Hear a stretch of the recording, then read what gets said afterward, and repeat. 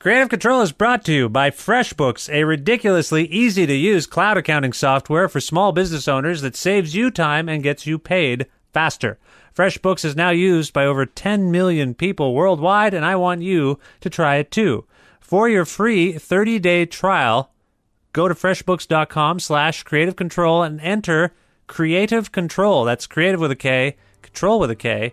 In their How Did You Hear About Us section, stay organized and get paid faster with FreshBooks.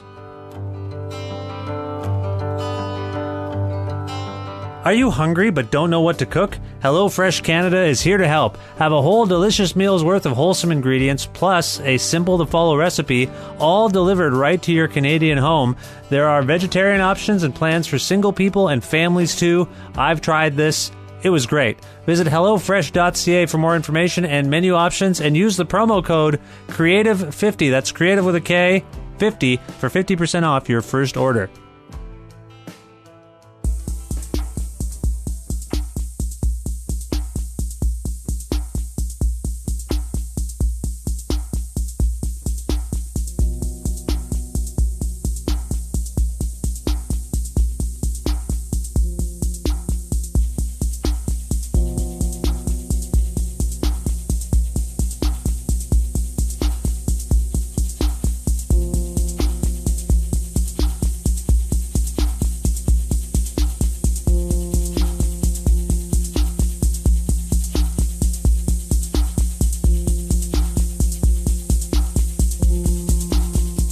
Offworld is the musical moniker for collaborative instrumental sessions that span many years and are at least somewhat centered around a fellow named Sandro Perry. An incredible Toronto-based multi-instrumentalist, songwriter, singer, and producer, Perry has been sorting through his hard drives for recordings involving exploratory, often synthesized jam sessions with a collective of colleagues and musicians. In 2016, Constellation Records released the first Offworld collection, and they've just released Volume 2, which features contributions from Perry, Drew Brown, Eric Chenot, Matthew Cooper, Craig Dunsmuir, Brandon Hukura, Susuma Mukai, and Lorenz Peter. The other day, Offworld representatives Sandro Perry and Craig Dunsmuir met up with me at the Antica Podcast Network studios in Toronto, and we discussed every song from Offworld 2 in great detail. Sponsored by FreshBooks, HelloFresh Canada, Pizza Trocadero, The Bookshelf, Planet Bean Coffee, and Granddad's Donuts, this is Sandro Perry and Craig Dunsmuir of Offworld on the 355th episode of Creative Control with your host, me, Vish Khanna.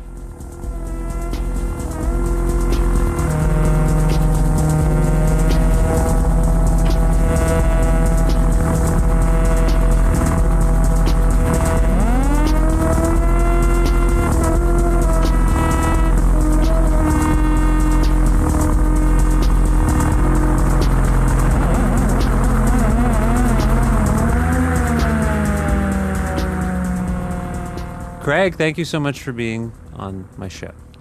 Thanks for having us, Vish. It's lovely to have you here. Are you okay? You doing all right? I'm doing okay. Good. And Sandro, thank you so much for being here on the show. Thank you so much, Vish, for asking us to come and do this. And yeah, it's always a pleasure. Yes, you and I have spoken numerous times now. Yes, in in front of microphones, I think just once, but in person without microphones many times. Oh yes, but are you suggesting that formally we've not spoke? I feel like we've done numerous interviews, haven't we? No, just the one. I think the one. I wouldn't I talk to you on the phone sometimes? Oh, was that an interview? Oh, that's true. Yeah. Okay, sometimes the line between a formal interview and a conversation blurs. That was definitely blurry because we laughed a lot and and there was no microphone. It's the microphone. I think that's what determines. We went to a restaurant to do an interview once. We did breakfast. Yeah.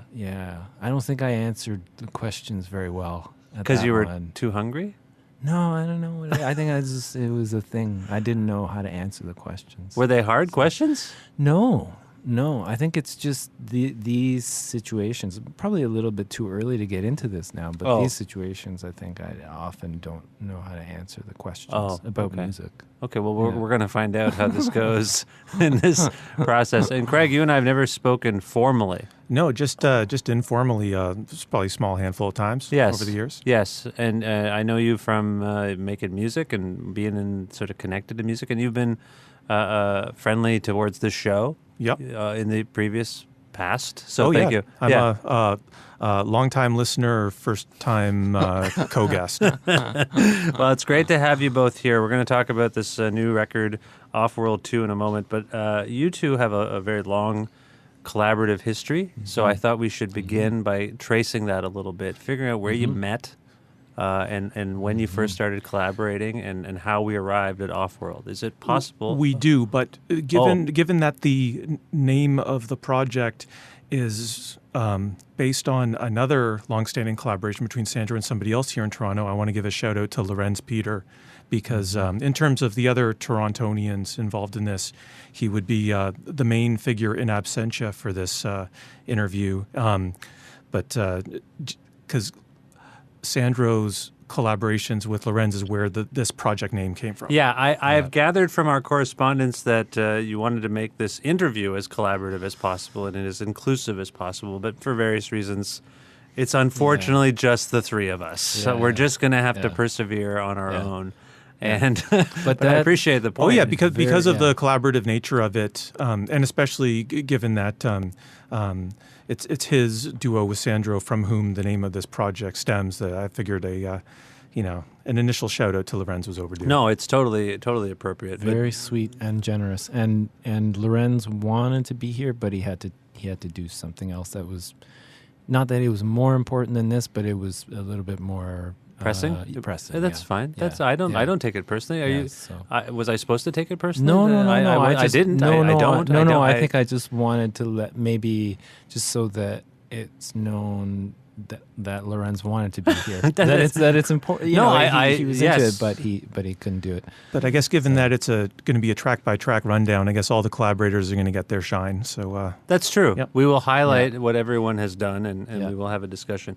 But like I say, my understanding is that you two have been collaborating. What has it been now? 15 years? Yeah, intermittently for about 15 years now. It's probably started in 2002. My head is hurting just thinking about that. Low batting average in terms of what made it to records. Very low batting average. But you would make a lot of music together. Yeah. An attempt to make a lot of a fair amount of music. I think we've worked on a lot. We might have been a little harder on ourselves than we needed to be sometimes. Yeah, maybe like we're quite a lot in the vaults. Although if I didn't go and erase the vaults, what was it, 2 years ago now? Or you erased the vaults? That was an accidental erasure. It was accidental erasure. It wasn't like I had a meltdown and decided that I was worthless. I've had many of those, but they never end. And who doesn't? Yeah, who doesn't have one of those? That's part of living in this world. Yes. But no, I lost quite a bit of work that we did actually. But it was a bit of a blessing in that it sort of led to thinking about this off-world stuff and combining some different collaborations, and there was some stuff that I had on a different drive that ended up. The three tracks saved. That we collaborated on that made it to this project, to Offworld 2, were originally intended for the follow-up to the Glissandro 70 record, which was the first thing and really only thing that to this point that we've released collaboratively as a duo, which came out 11 years ago now in early 2006. We were contemplating having a project name change for what never became a follow-up, but three of those tracks are included here. Okay, so let's backtrack a little bit. Where did you two meet? We, I think, initially met at a Wavelength concert series that Sandro was playing at. I think it was at Lee's? The big one, Lee's Palace. Yeah, it was on a bill with Rockets Red Glare. Pony DeLuc. Oh yeah, classic Toronto here. Amazing band. Yeah. Dumakes, I think. Yeah, I think Dumakes were on the bill as well. Dumakes and Rocket had a bit of a feud, I thought. Didn't they have a rivalry? Oh my God, you should have seen it backstage. It was like West Just Side Story everywhere. It was, there was a fifth. Who was the fifth act on that? I can't remember. I forget, but relating. Oh, this is horrible. We're probably gonna see them walking down the street. And but relating to our introduction and to the Wavelength series, Jonathan Bunce, aka Johnny Dovercourt, was a crucial figure in terms of he was taking part in a web series based in Chicago.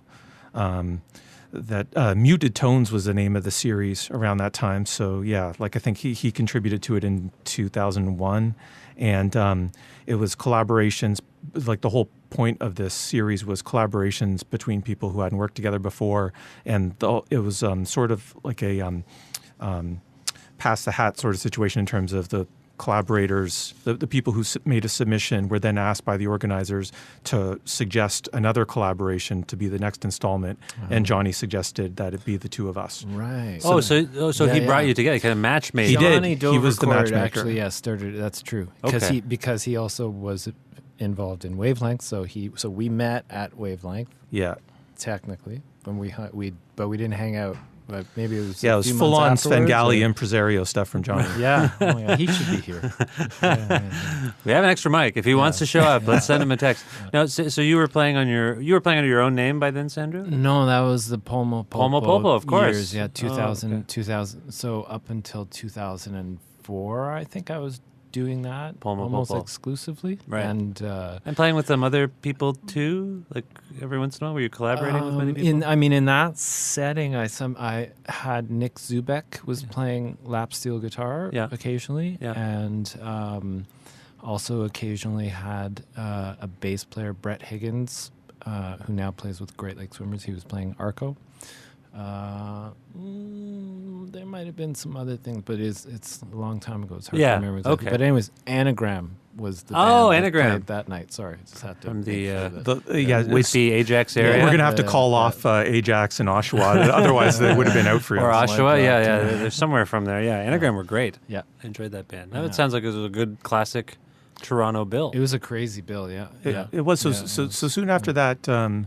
We got match made. Then we contributed like a 15-minute medley where I think it was my initial riff ideas that were shaped and dubbed out by Sandro. And then that 15 minutes was then whittled down to the intro track on what became the Glissandra 70 record. Yes. Yeah. And so in that configuration, what are you each playing in terms of instrumentation?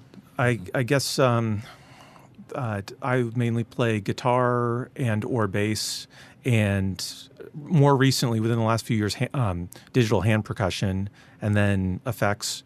And Sandra would play many instruments, a fair amount of keyboards and synthesizers, as well as occasionally guitar. Sometimes there would be vocals. Recently, there haven't been vocals, but both of us have sung on occasion. Okay.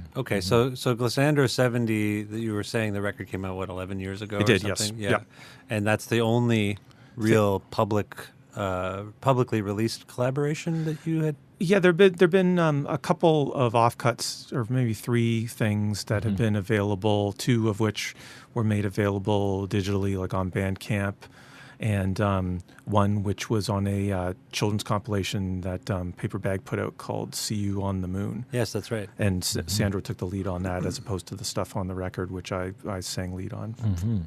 And also, Craig wrote all the whole Glissandra 70 record is Craig wrote that music. Oh, okay. And brought it to me, and mostly I think that all I did really was suggest some ways of structuring some of the stuff or restructuring it, doing some editing, and then recording Craig playing all the parts. And then I did play a little bit, but not that much. I kind of a little bit of guitar, I think, maybe a little on bit the of Glissandra record. Oh, okay. Yeah, and then but your name is mostly in the name. Yeah, that's mostly that's your name. I know that was my doing.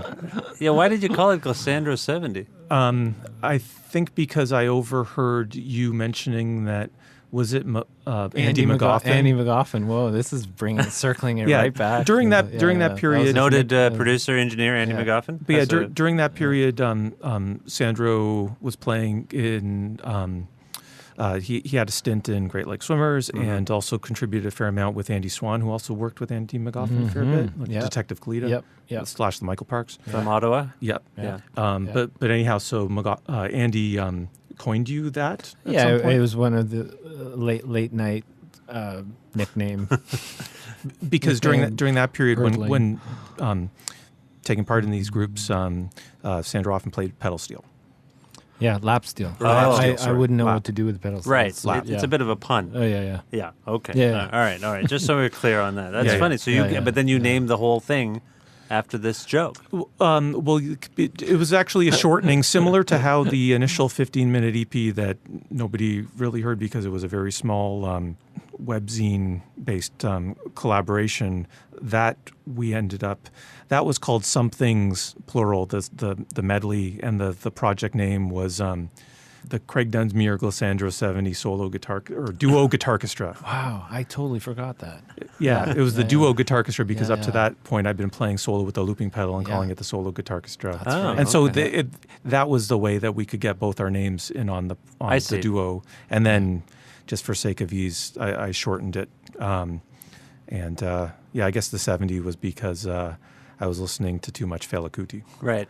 Okay. So we have we have the Pulmo Pulpo thing figured out. We have your union. We have a Glissandro 70, I think, mostly figured out. Sandro Perry records have come out under your own name for some years now. Craig, have you contributed to those records in any particular way? Well, I think I played bass on a track on the EP, which was fairly early in terms of the name, like going under your own name. But that was it. Yeah. Okay. So and I contributed Bird. You borrowed a field recording I made of Birds for the title track to Impossible Spaces, but that's the extent of it. That's right. And also, didn't we use those birds on the Glissandro 70 record? Did we? I feel like we may have double dipped. Yeah, sorry, we folks. You double dipped with the birds. Yeah, okay, that's fascinating. It's hard to get good bird recordings actually, and you don't want to pay the licensing fee to the. Paying is for the birds. Yeah. Oh, thank you very much. I'll be here for the rest of the evening. Anyway, so Craig, have you played music with other people or on your own outside of this union? I have in the last year to maybe going on a year and a half now, I've occasionally done shows with a group called Dun Dun Band, which has been myself leading a band and playing guitar, and along with a fairly big band, myself and 6 other people. So I think we've done 4 shows so far with that project. So not very active, but in addition to that, I've occasionally been doing solo sets in the past 2 or 3 years under my own name. For a while, I was going under the name Canada 70, and so I did contribute to the second volume of Musique Fragile under that name, where that was all originally self-released, home-recorded sort of bedroom jams, like a 4-track and 8-track. I see stuff. Okay, so you've been active. You do stuff. Yeah, but not as active as this guy. Okay. No, come on. Anyhow, get into it. Let's get into it. Tell me about Offworld. So we've kind of traced your trajectories and where things dovetail and how you've collaborated. What is the notion of Offworld about? Because this is the second of 2 releases. The first one was called One. This is 2. Where did Offworld come from exactly, Sandro? Okay, so I think the name came from Lorenz. Like Lorenz and I were just kind of messing around making music together in the studio, just sort of for fun, not really with any big plans or anything. And we did a few live shows, and so that music, I think we started that around 2010, maybe 2009, 2010. Okay. And we made, I think, 5 tracks together. That's all we've done, actually. We got together 5 times, and I think we made 5 tracks. At that point? In total, like we've What? We see each other, fairly regularly. But you mean specifically you and Lorenz? Lorenz and I. Okay, Yeah, sorry if I didn't specify. Well, no, I'm curious because in the context of Offworld, I mean, this you say 5 songs. This is the second record has 10 songs. Yeah. Well, so here's the thing. So with Offworld, so it started with Lorenz and I, and we did these tracks. And at the same time, Craig and I were also still working on tracks occasionally. We were attempting a follow-up, and sometimes we were disheartened, sometimes we were excited by what we were doing. But when it came down to it, the track selection was so whittled down that we were left with, I mean, maybe at one point it was 5 or 6 songs, but then eventually it whittled down to closer to these ultimately 3 songs that appear here. But during that time, before you decided on folding all these other collaborations into the Off-World name, you were wondering about how to, or like an anonymous sort of collective-based production project idea. You were, Sandra, you were thinking about like whether it be like, this didn't actually come to pass in terms of the full idea, but you were wondering maybe a set of 12 inches, like something super anonymous, sort of perhaps inspired in part by your love of like Chain Reaction, Basic Channel, that whole sort of faceless sort of techno style. Yeah, that's true. That was probably maybe a seed in something that ended up as a stepping stone idea. And you were thinking of calling it like House of Mirrors at first? I think so, yeah. And then maybe turned off the idea by The Weeknd, and like it was maybe too close to that. Did The Weeknd Well, he did House of Balloons. Oh, okay. Well, balloons are probably more fun. But so I think, so we were kind of doing this at the same time, although we'd sort of continued working on tracks. Like, even after the record came out, the Glissandro 70 record, we kept sort of working on things. And so anyways, there was all this stuff and it was always at my place, like, because I had have a bit of a setup in a room where, So all this stuff kind of sat on my hard drives for many years and sort of, But by the sounds of it, from what Craig has illuminated now, various contributions. Yeah. And with so various people. Yeah, and so I'm just going to get to that. But it started with Lorenz and I and Craig and I, and so there was all this stuff. And then there was a track that's on this record. We'll get to it later, but it's Eric Chenot and I, and we did that in 2004. So that was another thing that was kind of sitting on my heard. Oh, it's the Grail, I believe. The Grail, the last tune. Yeah. And then I had an experience in 2012. I went to London, England, to play a couple shows there. And a friend of mine who's a producer who works with a guy who has a studio there. I want to say his name because I feel like people would find that interesting because he's a big name producer. But I think there might be some... the one breadcrumb that could be left would be that they were recorded at the hospital. Yeah. Okay. So maybe that's all. That's all that needs. Yeah. If people want to nerd out, they can figure it out. Yeah, that's a really good solution. Oh. Okay. So this friend of mine, he was working in this studio called The Hospital in London, which is no longer there. It doesn't exist anymore. But his idea was that he wanted to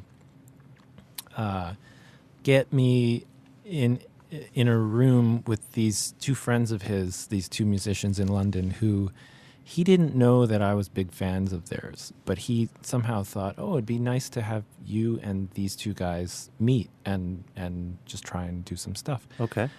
So those musicians were Zongaman, who his name is Susumu Mukai, and Mickey Moonlight. And so these guys, I knew their music since 2000 and something, 1 or 2 or something. Okay.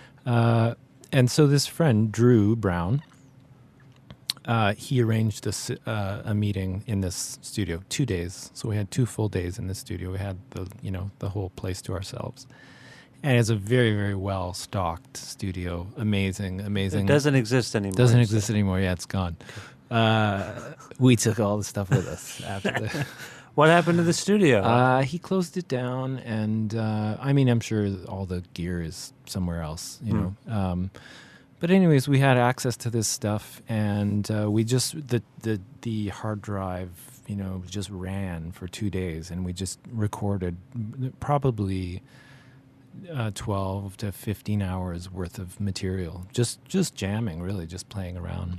What were the primary instruments? Were they all sorts of things? A lot of synthesizers, a few drum machines. Susumu is a real wizard with manipulating drum machines in real time, and some live instruments. There was a drum kit set up. Drew Brown was doing stuff on a laptop through a couple analog machine, EMS Synthy one, and so it was a lot of fun because it was stuff that none of us really had much access to. Oh, okay. Except for Drew, who worked in this studio. Right. And if I could interject, number one, the one that came out last year, that was mainly those sessions as the bed tracks, which with some other instrumentation added on later. Yeah. So the guest musicians on top would have been Andrew Zuckerman on bukla, on top of those beds, Jesse Zubat on violin, Mike Smith on banjo. So that sort of sets the stage for the first one that came out last year. Yeah. Right. It's kind of complicated. No, it sounds complicated, and all of it sounds a little complicated. There's a lot of stuff. Yeah, no, it's fine, and that's why I you talk about having this faceless collective idea, and here we are trying to illuminate things, this enigmatic thing. So I can appreciate why history and timelines might cross as we go. Yeah. But I just wanted a sense of things because I do, I follow your work closely. So Thank this you, off-world, well, yes, you're welcome. But the off-world thing, I was like, what is happening? What's going on? Who is this? Who are all these people? What is going on? Yeah. So I think it might be a good time now to start talking about the songs. Does that seem reasonable to you? Okay. So why don't we begin with the first song on Off-World 2, Wet Max.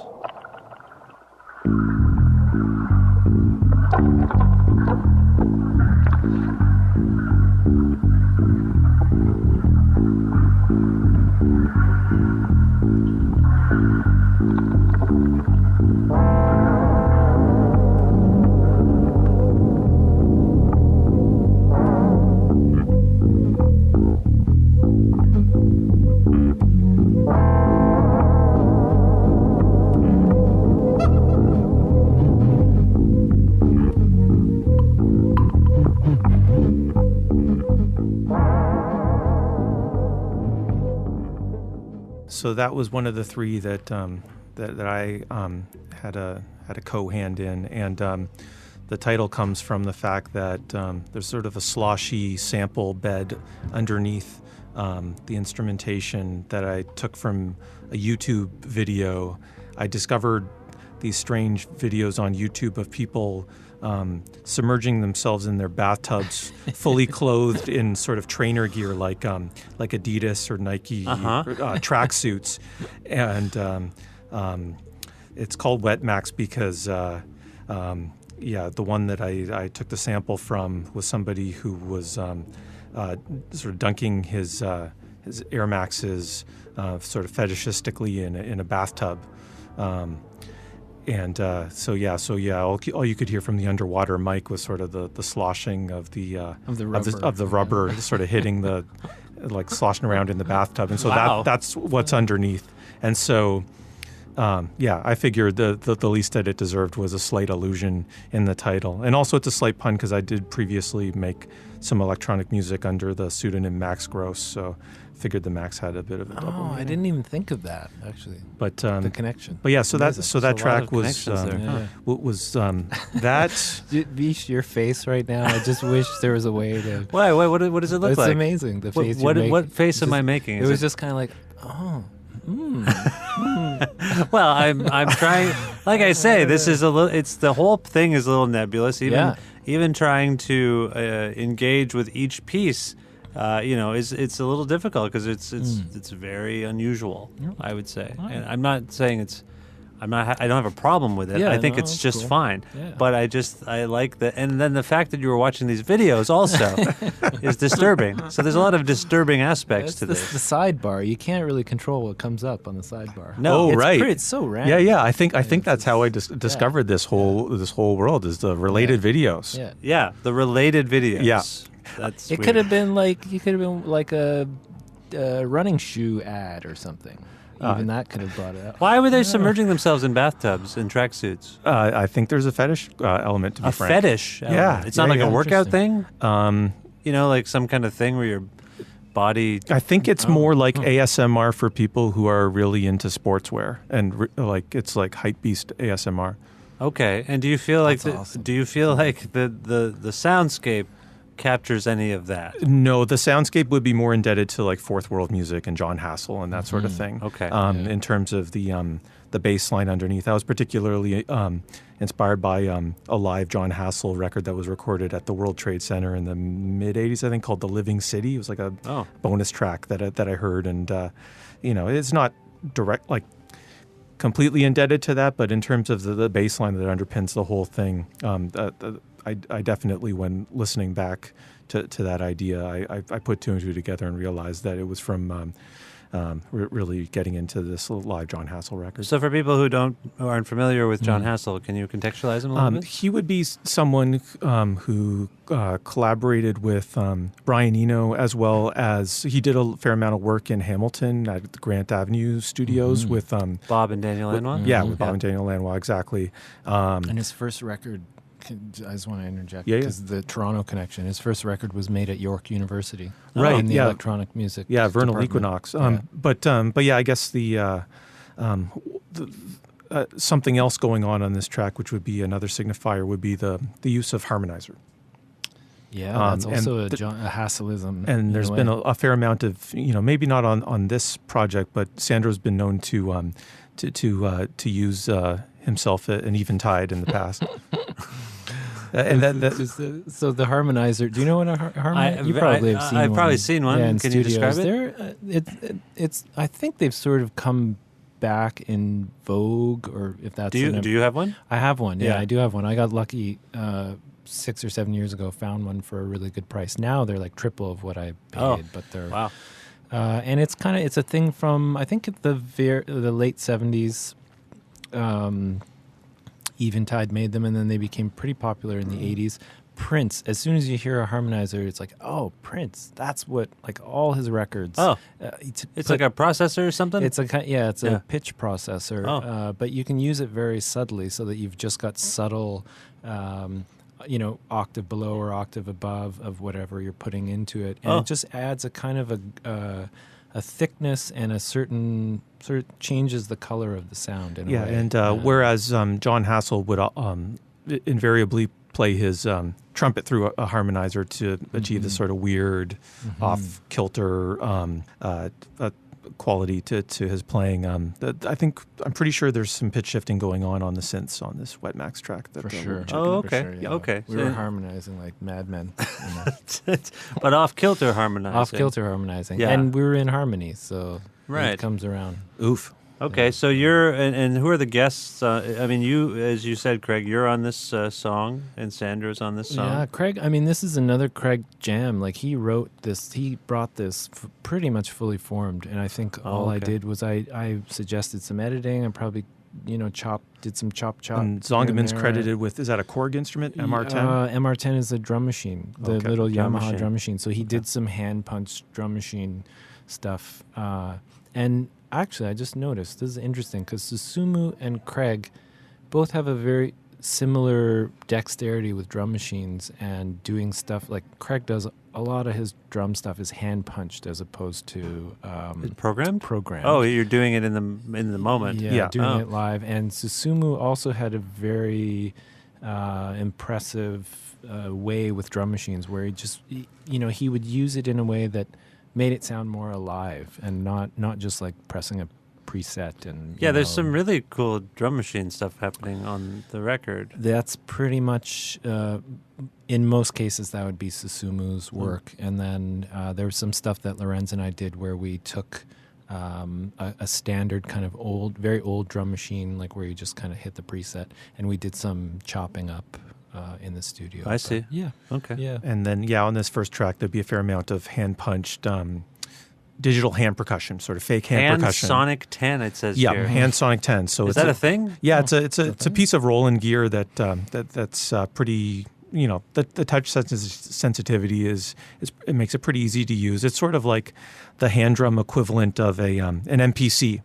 The areas, the pads on which to play are not unlike like an MPC on which someone like Arab Music would like hand punch some hip hop beats. But yeah, in this case, the congas that you hear and the like cuica sounds, and there's a lot of sort of chirping Brazilian percussion that is all hand punched on this piece of rolling gear. Okay, well, it's a fascinating piece, and I appreciate the insight on it. Are we good to move on? For sure. Okay. Anything you direct us. Well, yes. Again, I'm processing the Wet Max imagery, or still. So I doesn't take much apparently. Forgive me, I'm a little spun here. Okay, we move on to the next tune on this record. It's called Island Fanfare. Yeah.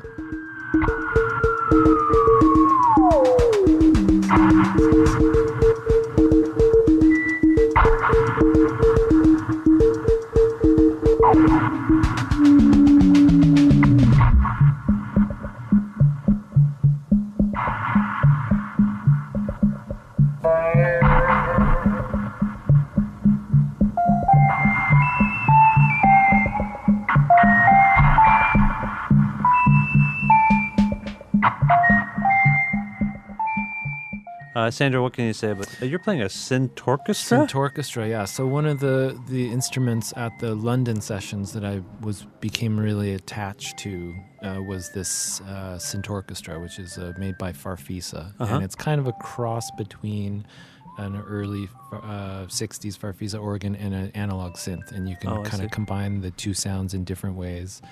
And I just was really drawn to that instrument during those 2 days. And so a lot of the stuff that we recorded has a lot of synthorchestra on it. Like that's I only see one credit for it on this record, by the way. I should say. Yeah, I only see Island Fanfare with a credit for the synthorchestra. Yeah, so the first record. The first one Craig was saying. Yeah, all from that session. Those sessions. Yeah, so so more synthorchestra. If people have a fix, if they need a fix of synthorchestra. Yeah. Off-World 1 is where you want to travel. That's right. Yeah, okay. Yeah, and Island Fanfare is quite a short track. Yeah. So it's just kind of like a little nod maybe back to the first volume. Oh, okay. You know? Yeah. I am particularly partial to the beat change-up. Starts off all fast and it sort of shifts down. And that's Susumu's work. There you go. He was doing live, shifting. Is that happening in the moment then? In the moment. In the moment. Okay. Yeah. I have to admit, it's hard to remember what exactly was edit. I can imagine. Based, I can imagine. But I think editing, I tried to...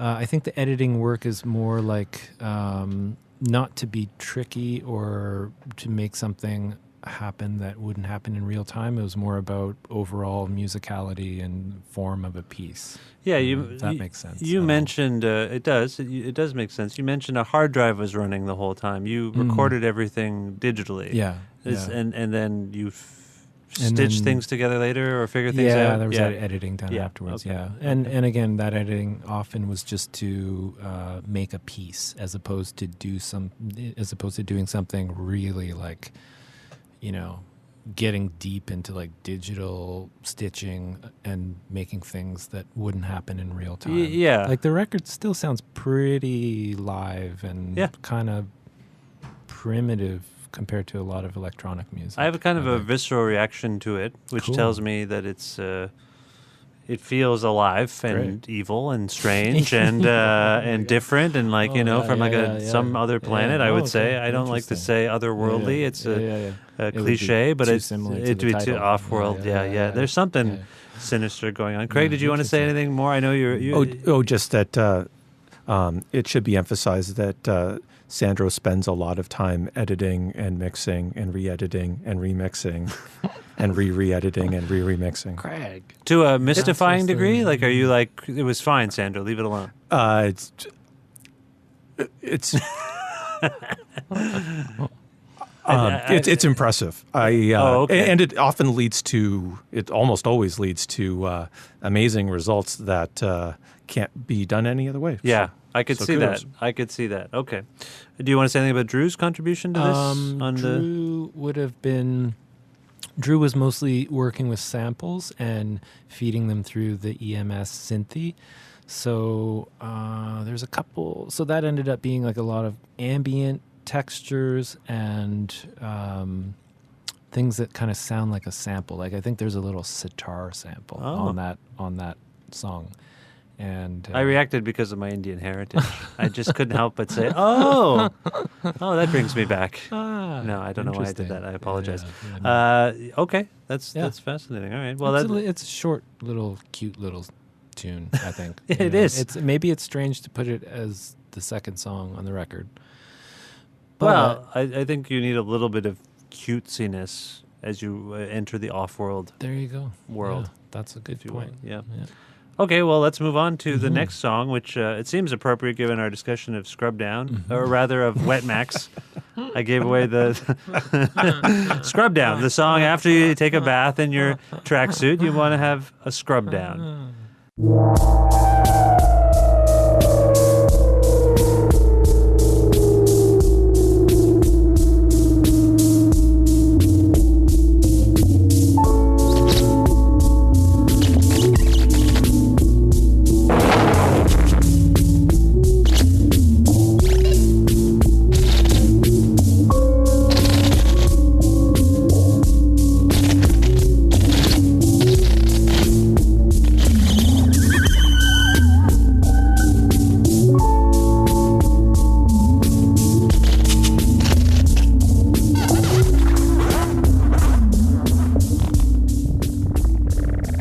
Scrub Down features yourself, Sandro, and Lorenz, as we mentioned, and it seems to be mostly synthesized stuff going on here.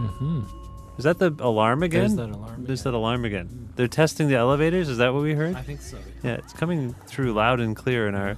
It's kind of nice. I mean, it's a little background ambience. Feels appropriate for this record. Yeah. This discussion. Yeah. There you go. As long as we don't get told we have to leave. Yeah. There seems to be some kind of ruckus outside of our little studio here. Anyway, we'll continue. Yeah. Scrub Down. What would you like to say about Scrub Down? This is the third track on the record. It is. That's true. And it's good point. Yeah. It's also coincidentally the third track that Lorenz and I have made in our entire lives together. Right. We've only made 5 tracks together. Again, maybe there's a 6th one somewhere floating around, but you probably erased it. I probably lost it. Yeah. But so we did this. This would have been maybe around 2011. Maybe we made this, and maybe it's important to say that most of this music was actually it's all based, except for the track that Wet Max. I think all of this stuff is improvised. It's just like there's a bit of editing afterwards, but we didn't talk about anything beforehand. We just kind of picked a few sounds and went with it. Right. And then I think what happened afterwards was I added some piano to it, and in the hopes that it would give a little bit of a harmonic shape to the piece, because the piece is very kind of squirty and sprawling, and it doesn't really. It's sort of anchored by that bass line, but maybe it felt like it needed a little bit of help. A little hook. A little hook. A little hook of some kind. Yeah. And I don't know what else to say. I mean, the title is just... The titles, I think, just come sort of more on an instinctual... Yeah, it doesn't really mean anything, but... I mean, we could probably talk about how when titles come together on a record and you figure out a way in your mind to you think that there's some sort of story that all of these things are related to, and we could probably get into that, but I feel like it would be a little bit boring, maybe, and also one of those things that you're sort of planting too many ideas into the ear of the listener. Sure. You almost want to leave some room for people to maybe wonder, like, oh, what's a scrub down in this context? Right. Or what's a, Although I should ask out of curiosity, since you ended up sort of titling after the fact a lot of these off-world tracks, did you have some titles already written down and then sort of added? And this has come up on other podcasts of Visha's, whether talking to the Dumakes or Tortoise, and just in terms of of titling instrumental music. Yeah, and in some cases it's down to the artwork deadline. Like, oh, we need to title these stupid songs we made. Yeah, and the deadline for the artwork. And so they just at the last minute title the songs based on a list they made. Oh, okay. So any song name could be I mean, do you feel like any of these song titles are interchangeable with another? Definitely not. Okay, so the Scrub Down, it connotes a scrub down. Yeah, it does. It of does. some kind. It's sort of like, to me, it's a word that feels like it fits with the sound of the tune, but then it also feels like it fits with the overall the concept that I'm imagining in my in my head of the record, like of where the record is traveling or where it's taking place. And that's the thing that I feel like maybe I don't want to talk about. Because, no, that's fair. And also because it would be long and rambling and kind of boring. But that's the sort of thing that I think is nice for a listener to maybe make up on their own. Yeah, I have in doing these kinds of episodes of the show and having conversations with instrumentalists, if you will. I do think it's interesting psychologically what I derive from the text as opposed to the music sometimes, because that's just the way my mind functions a little bit. Like I do process sound and music, and I can talk about those things. But when someone, when I don't have a lyric to cling to or to ask the meaning behind, obviously, maybe it's obvious, I don't know. But the title is speaking to me literally in English in this case, and I can say, oh, well, you put together this array of words, so I'm going to ask you about this array of words as opposed to a lyrical fragment. So that's all it is. I don't mean to be prurient or anything like that. I just... Not at all. Okay. No, it wasn't. I was more just preemptively... I think you're being a little protective of the songs. Oh, interesting. Okay, I'm not trying to be protective. Actually, it's more that. Well, I mean, you're protected. You're protective of the listener, I think. That's what it is. Yes. Yeah, I feel like I don't want to impose on that space because it's fine. And actually, that space I think is maybe to not. I don't want to overstate it, but it's kind of sacred to me as a music listener, and I hope that I hope to never get into somebody else's space with what I might say about a piece of music that I'm involved in making. So is it possible that if someone were, say there's a record you really love and it means something to you, and at some point in the timeline of the record, someone involved in it and the band or the artist does a reveal all about the record, would you want to shy away from that? Would you not want to have your perception of where the song meanings are coming from illuminated to you by the artist? It's a really good question. I think it sort of depends on what point in the relationship I am at with that piece of music. Like I feel like at this point something like Astral Weeks, I want to know as much as I can about Astral Weeks because I've listened to it 100,000 times. Right. And I almost feel like, okay, I have to go somewhere else now with this record because I've listened to there's nothing else I can get. Although there's always something to get if you love it. But that's like an exceptional situation. That's where you're so deep into that thing. And in most cases, I think that it's better to let the relationship to a piece of music grow based on the listening experience. Yeah, you know. That's right. And again, could be misinterpreted as me saying, "What's the point?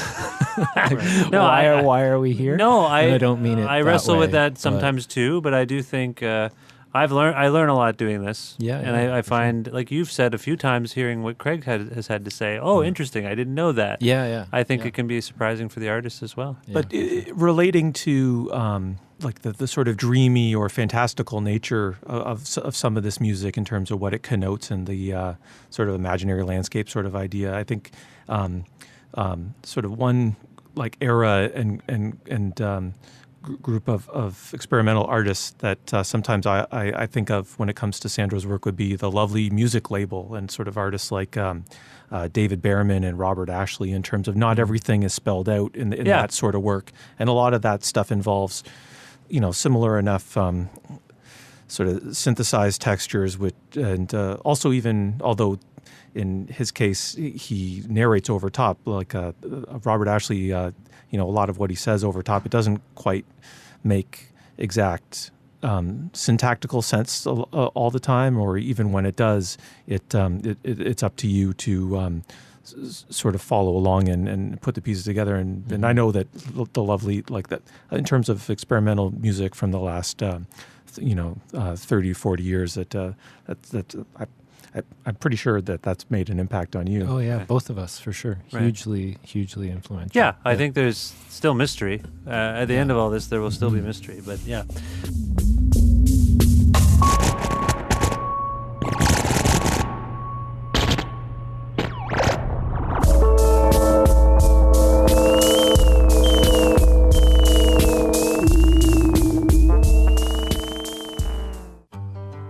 Creative Control once again acknowledges the support of FreshBooks, a cloud accounting software for small business owners with some truly thoughtful features that you'll love.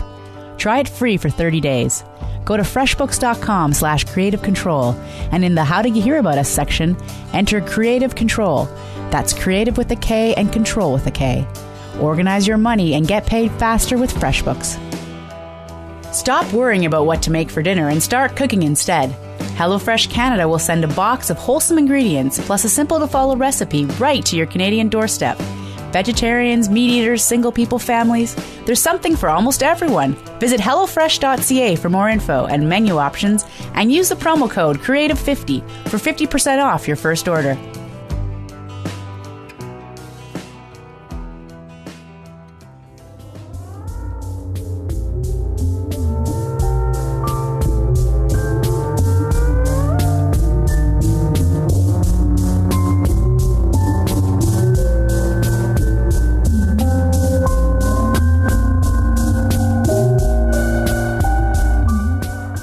I think we discussed lots of things there, and Scrub Down obviously prompted all of that. We're going to move on to the next piece, Memory Drip.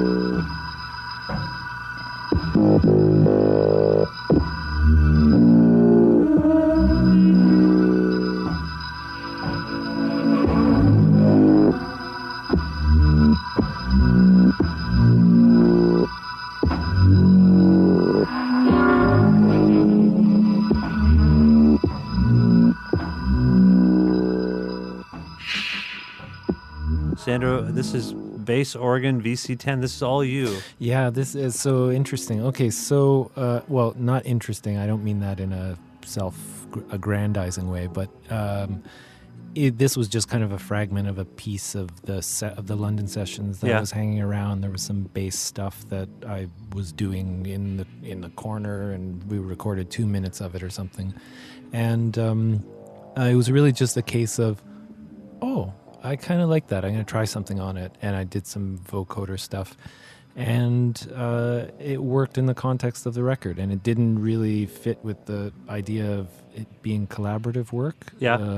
So I hope it doesn't come across as, I'm going to put a solo piece I don't think so. I don't think so. No. Well, the thing is, too, is that with that piece, before reading the liners myself and realizing that it was all you, it sounded very collaborative in terms of the way all the instruments, in terms of the way the multi-tracking took place. I assumed initially when I first heard that it was you and the three other folks that were in on the session. So cool. Yeah.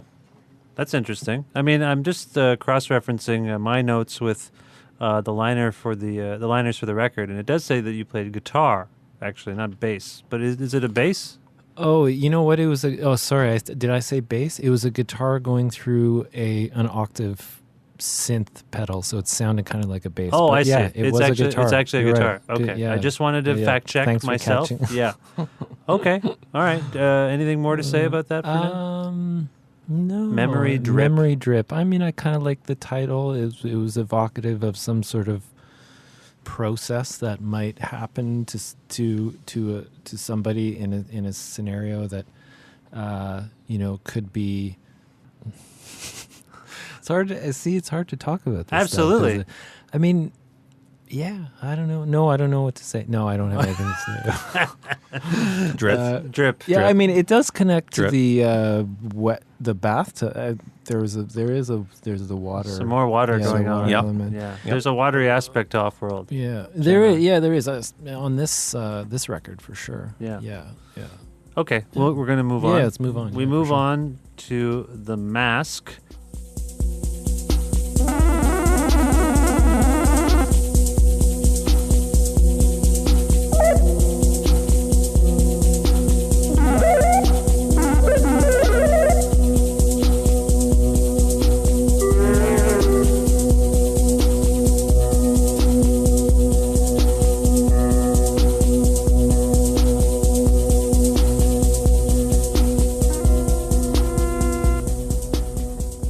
My understanding is The Mask features yourself, Sandro, Yeah. and Lorenz And again. Lorenz, yeah. And I can't help, when this song comes on, I think of the film franchise Star Wars. Oh, interesting. There are a Okay. lot of Yeah. R2-D2 sounds Oh, yeah, and things going on Yeah, that okay. reminded me Yeah. specifically Yeah. of Star Wars. Yeah. Then it was called The Mask, which Right. could mean the Jim Carrey film. But I actually did think of Darth Vader's mask. It just, Interesting. I had a lot of Star Wars coming at me with The Mask. That's really interesting. See, that's great. That's just the thing I thought. And that's Space age sounds. It has like a outer space Yeah. 70s kind of thing for Yeah. me. Like what the perception of outer space was and the future time. was at that time. That's what I think of. Yeah. Yeah. And that's a thing. That's a real valid response to a piece of music, and actually not at all one that I would have anticipated or thought. Oh, of. okay. And not because I was a Star Wars fan. When I was I'm not particularly a Star Wars fan. I've seen no. most of the films. I think I've seen all the films. Yeah. Yeah. So it's not coming from that place. Yeah, I mean, maybe if I see, my recollection is sort of being in the room with Lorenz and working on it, and then that was the second piece of music that we made together. So it was also it was still very new for us, and we were just trying things out. And that one's very driven by Lorenz. Actually, he really, like, all of those synth sounds, I think they're mostly Lorenz. Like he's Improvised as well, right? Yeah, improvised. And that's very, it's got his style and his sound on that track. Like his work with Corpus is pretty for me exceptional. Really, really unique and amazing. And I was a fan of Lorenz's music before I met Corpus him. is a previous project or another project? Corpus is hard to talk about because Corpus is like a whole world of its own. It's a man and a band. Yeah, it's a band named after the character that Lorenz's band name goes by, Corpus. Oh, yeah. Okay. Yeah, and so Lorenz was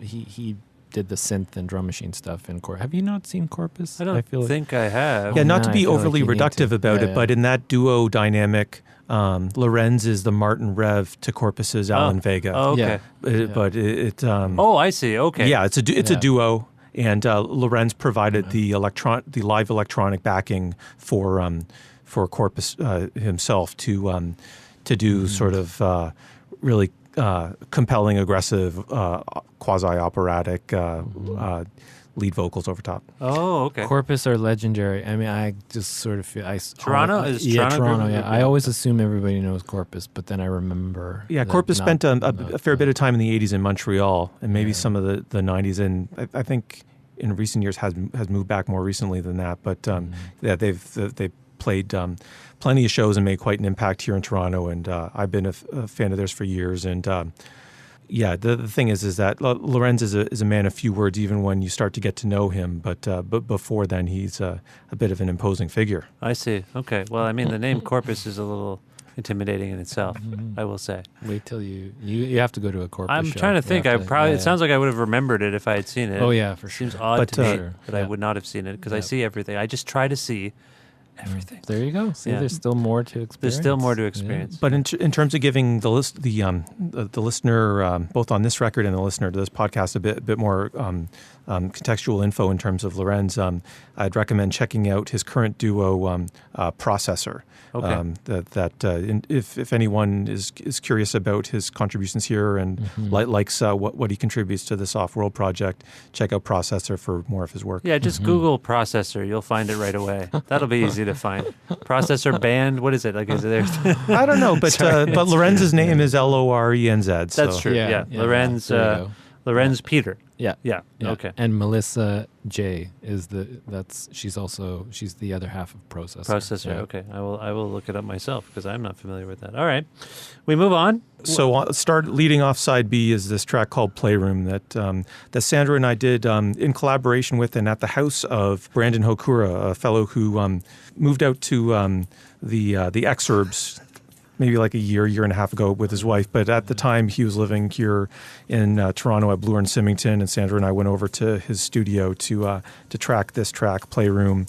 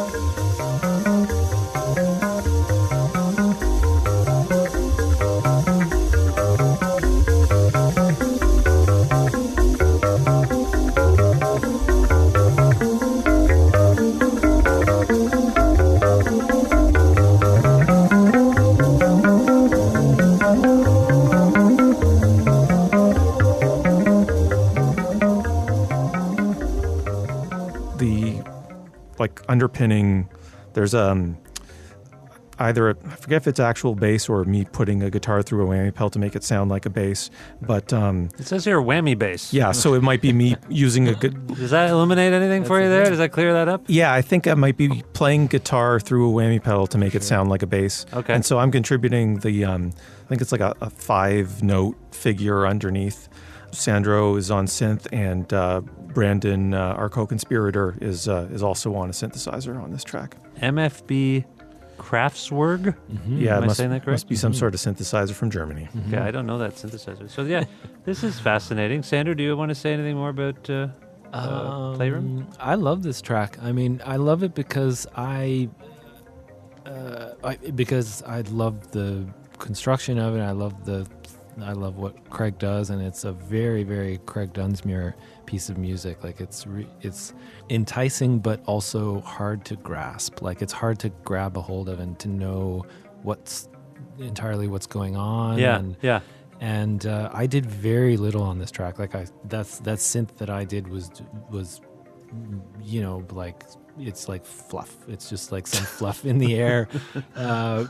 Maybe the only other thing I did, I mixed the track, so maybe I contributed to the like how to shape the movement of past the halfway point of the track. I have noticed some filtering. There's some filtering, some like for sure. that really shapes it.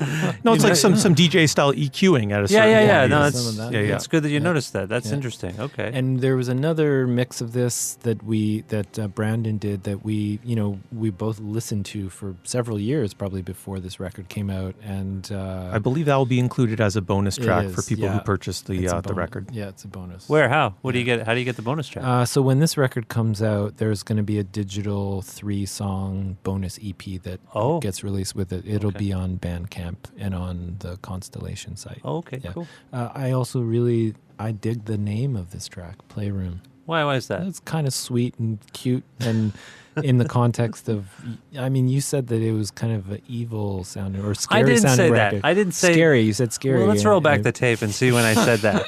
It's a little surreal. Yeah.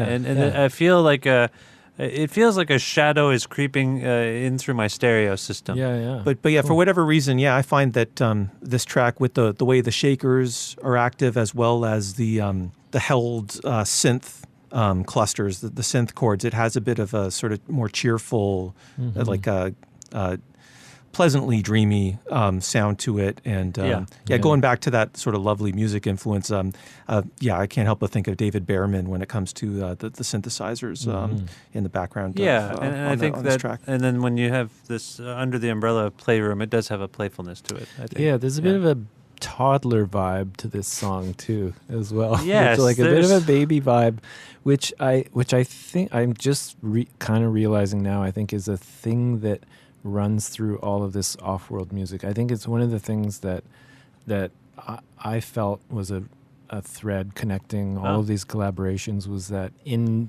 improvising, you sort of, I think, ideally get to a state where you're not thinking, you're not calling on your intellectual ideas about music. You're even trying to maybe unlearn some of the physical habits that you've developed as a musician, and to really just try and be as open and wide-eyed and baby-like in a way as possible. Yeah, so discovery. Discovery, a lot of so discovery, you can explore new things. And actually, even more reflective of that attitude than this track would be the following track, which I think was entirely, the track Night Valve, I think was entirely written just in the studio / in front of the computer that we were tracking on. That song took us like 2 minutes to write, and it's about 2 minutes long. It says here it's 1:25. Oh, okay. So and sorry to we took correct 30 you seconds longer.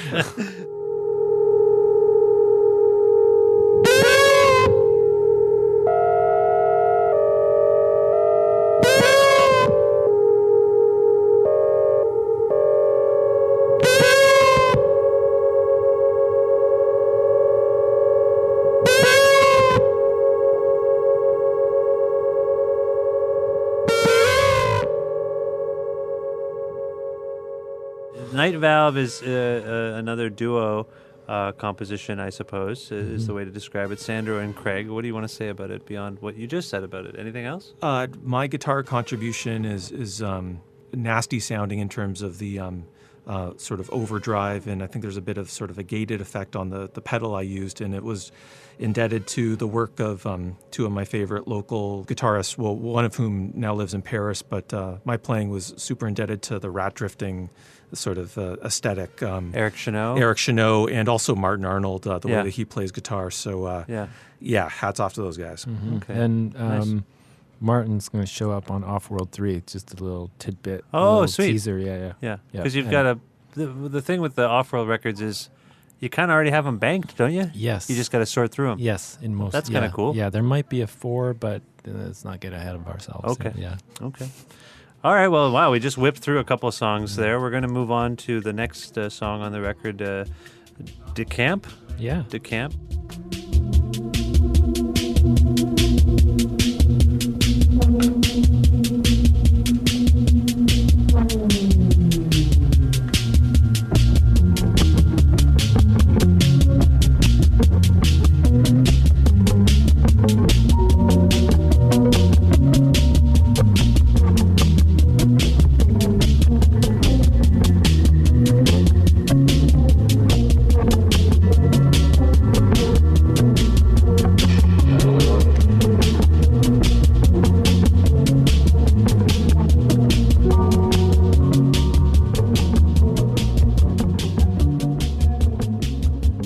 Somebody, I believe it was Craig, alluded to Suicide earlier.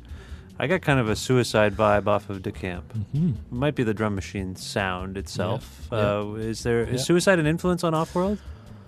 Probably. I mean, I think everybody probably goes through the phase of checking out Suicide. Well, in terms of the name of the project, isn't there a Martin Rev solo album that sort of has a similar name, like Strange World? Strange World. Yeah, that's true. Yeah. That's true. That's like the closest thing to World of Echo that's ever been made.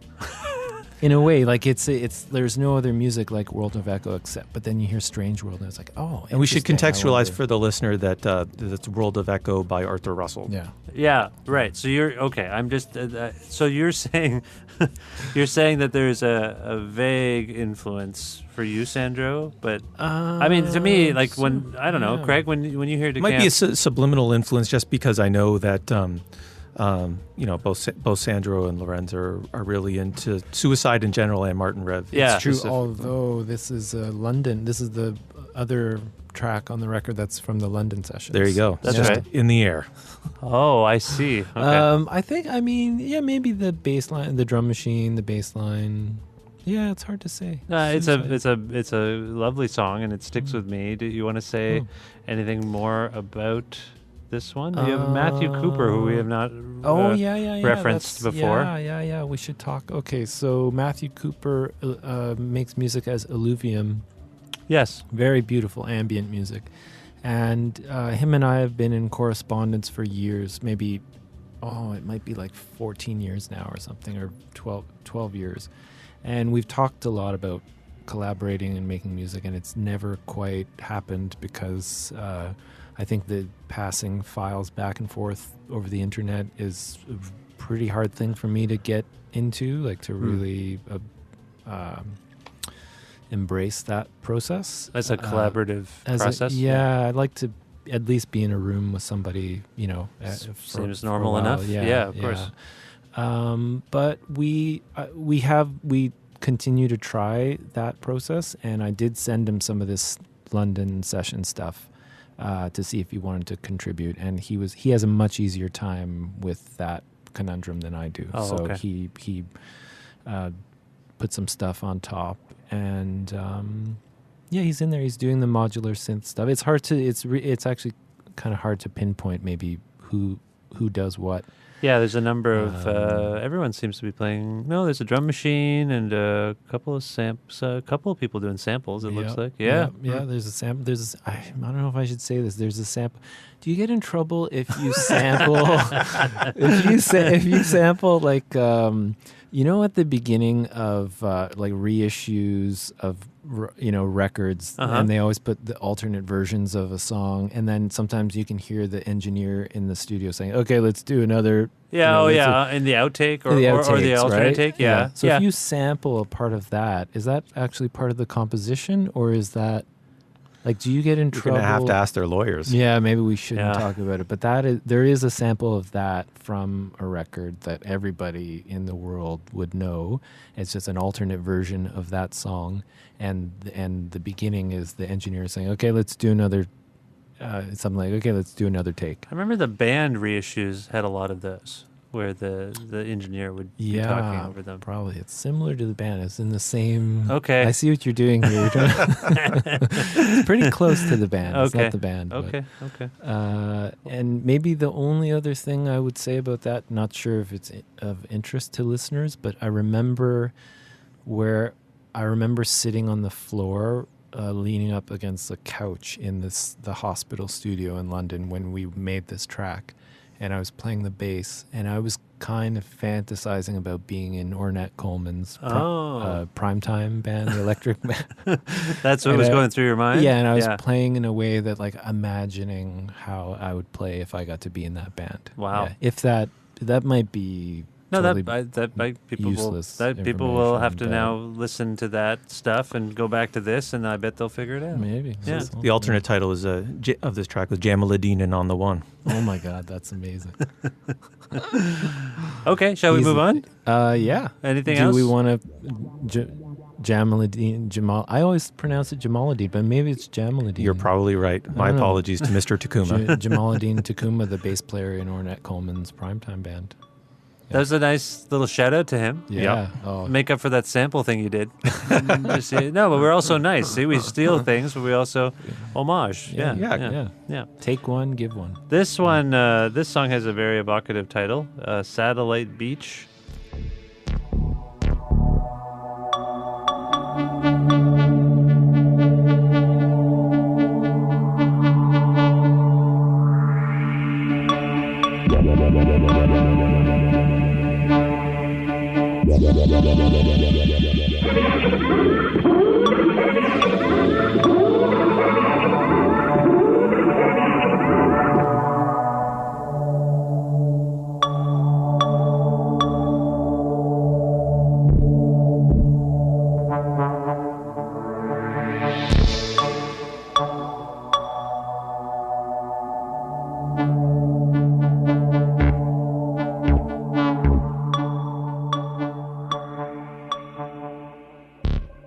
This is Sandro and Lorenz again.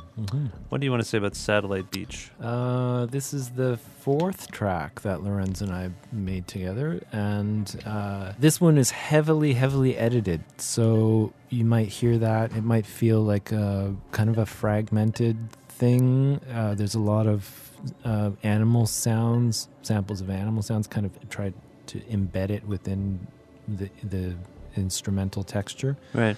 Again, very improvised, but then hacked to... We took away probably 90% of the track.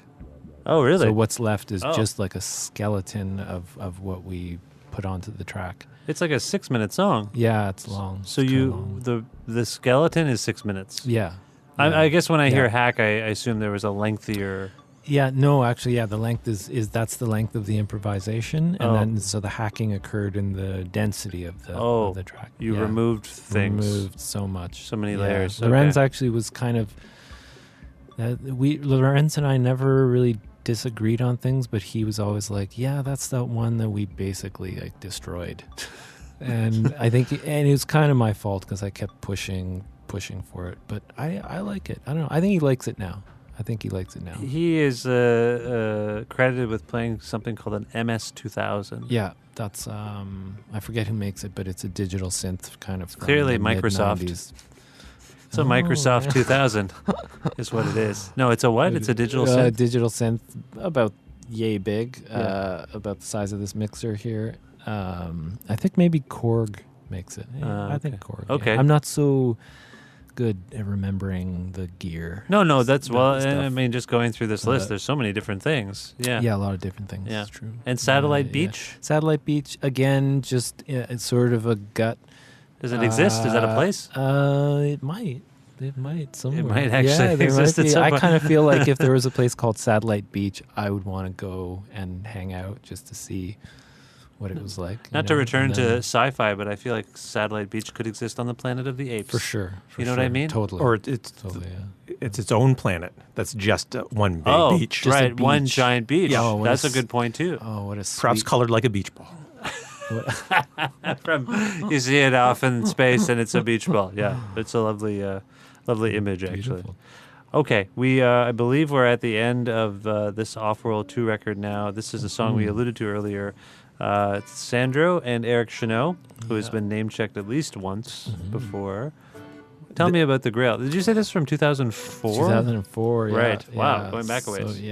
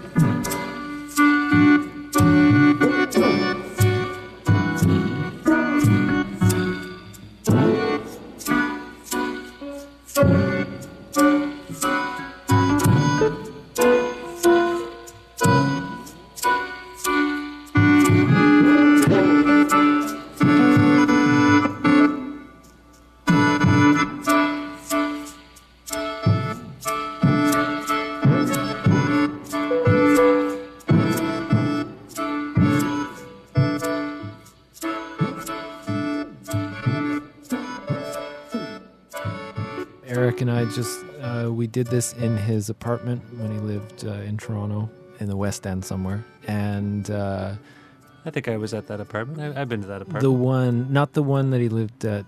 Oh, we're getting into really personal stuff. Yeah, no, here. it's okay. Yeah, it's okay. fine. Yeah, I've been to one of his apartments. I don't remember which one. Yeah. But yeah. Was it in Parkdale? It was, no, it was sort of. It was more, I think it was on Sterling or Sororan.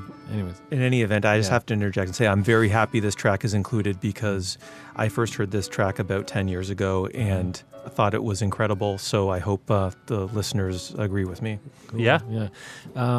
It's one of those things that, you know, you get to be involved in and you don't feel like you can take like you're excited about it as much as if you didn't make it. It was that kind of experience. Like almost out of body. In a way, yeah. Like we did it it's again just one take.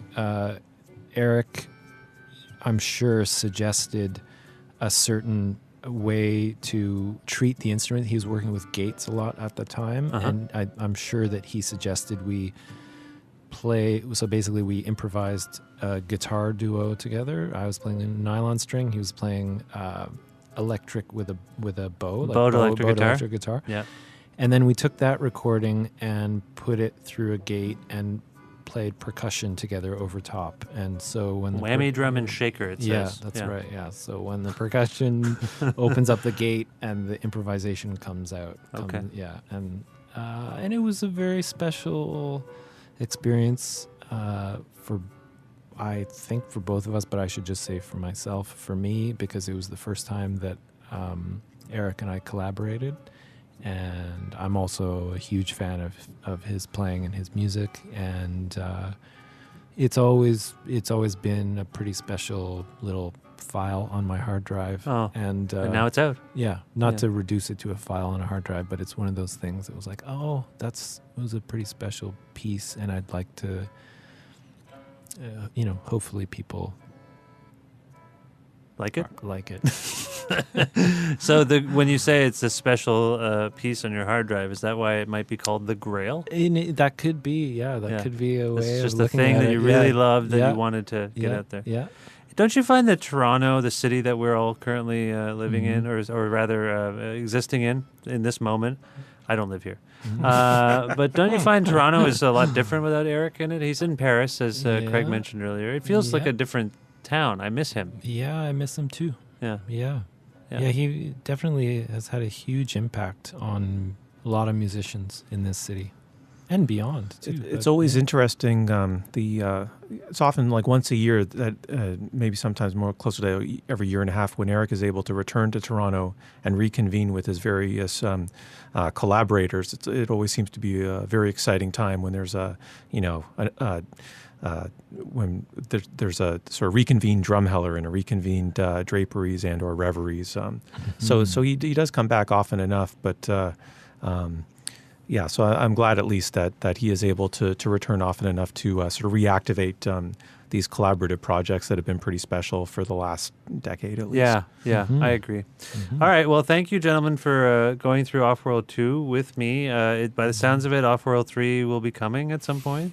Next year. Yeah, next fall. Okay, next fall. Yeah. Sandro, it seems like it's been a while since you've made some music on your own. What's going on there? It has been a while since I've made it, but it's been a long time since it's been released. That's true. I just want to make the distinction. So you've been making music? I've been working on a lot of stuff, okay. But I'm pretty slow to make decisions about when it's done and how to do it. But I have about 4 records I'm working on. Of your own? Yeah. Oh, okay. Music, like song music. Song based. Lyric music. Oh, 4. Yeah. Okay. About 4, yeah. Okay. In various stages of completion? Various stages, yeah. Okay. So hard to get anything out of you. Well, I'm a professional interrogator, and I can't. No, you're really good. You're really trying good. to figure stuff out. Good. And I want to be generous. I do want to, but I actually don't have, I have details, but I also think they would kind of be boring and maybe, putting the cart before the horse kind of thing. No, but there's a lot. I will say there's a lot of long songs that I've been writing. That seemed to occur on your last record as well. Yeah, even longer. Even longer. Okay, all right. So it'll be 4 albums worth 3 songs. Pretty much. Yeah. Okay, Craig, do you have anything else you want to? Nothing that's totally coalesced in the last little while. I hope to reconvene with my Dun Dun Band bandmates in the next few months. We don't have any shows lined up, but it's something for me to look forward to. We might hopefully we'll be playing some shows, if not at the end of this year, then in early 2018. Okay. I highly recommend checking out the Dun Dun Band. I will it's make a beautiful band. I will try to do that. Yeah. I will try to do that. Okay, so for more information about Offworld and this second record, cstrecords.com? Yes. Do you have any? Exactly. Do you have a internet presence in this group? Offworld.com or something like that? Yeah, that's right, like that. Offworld.org. .ca. It seems like .org would be appropriate given the collective nature here. I feel like it's probably taken, though. Offworld. I didn't realize that Offworld was a Blade Runner reference, actually. It was years later. They've got the new Blade Runner movie coming out soon. Yeah, we should talk to them. We should see if we can get... You should talk to them. Just call up Harrison Ford. Email them. Yeah, just send them an email. Yeah. So you don't have a web presence we have... No, we don't. Do you have a Bandcamp?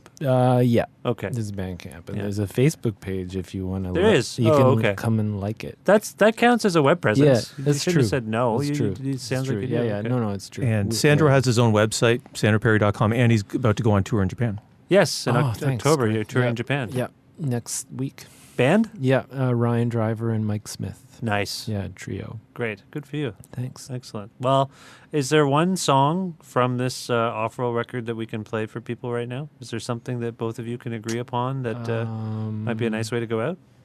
Playroom? You want to play Playroom? Sure, works for me. Yeah. Any particular reason why you chose Playroom? Just because you thought it was playful? Just because Craig and I are here.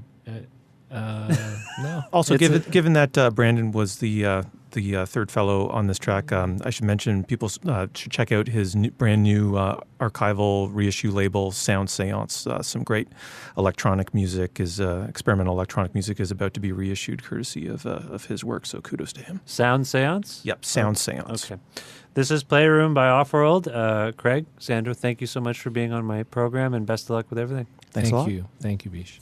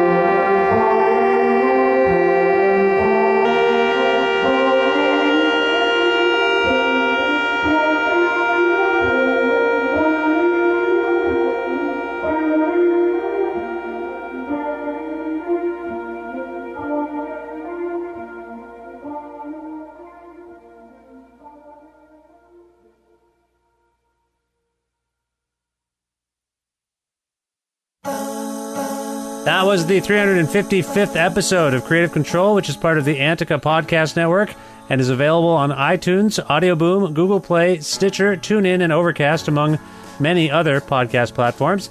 If you can't find an episode or wish to learn more about me, please visit vishkhanna.com. You can like Creative Control on Facebook, follow us on Twitter at VishCreative, or follow me at Vishkhanna. Listen to a radio show version of Creative Control on Wednesdays at noon Eastern Standard Time around the world at CFRU.ca or on an actual radio at 93.3 FM if you're in or near Guelph. Also, please consider visiting patreon.com/Creative Control to make a flexible monthly donation and view t-shirts we have for sale and different things I can try to do for you beyond just making the show. Just please pledge to the show. Keep the show going. It would be great if we could keep the show going, and your contributions help. So again, patreon.com/Creative Control. Again, creative with a K, control with a K. This episode would not be possible without our sponsors, Pizza Trocadero. Call them for pickup or delivery in Guelph at 519-829-2444 or check them out at trocaderoguelph.ca. The Bookshelf, an independently owned bookstore, bar, music venue, and movie theater located at 41 Quebec Street in Guelph. Learn more about them at bookshelf.ca. Planet Bean, freshly roasted, fair trade certified organic coffee. PlanetBeanCoffee.com to learn more about them. Grandad's Donuts, located at 574 James Street North in Hamilton, Ontario. Amazing donuts. Visit grandads.ca to learn more about them. To have a whole meal's worth of ingredients delivered right to your Canadian home, visit hellofresh.ca and use the promo code CREATIVE50 for 50% off your first order. And finally, FreshBooks, a cloud accounting software for small business owners. Try it free for 30 days. Go to freshbooks.com/Creative Control, and in there, how did you hear about us section, enter Creative Control. That's creative with a K and control with a K. Use that promo code for a free 30-day trial for FreshBooks. So that's everyone. Thank you to them. Thank you for listening. Thank you to Sandro and Craig at Constellation Records. And that's another one of these episodes. Thank you. Again, go to those podcast platforms and rate, review, and subscribe to the show. Give us some nice thoughts there. And I will talk to you very soon. Very, very soon. I will talk to you soon. Okay. Goodbye for now.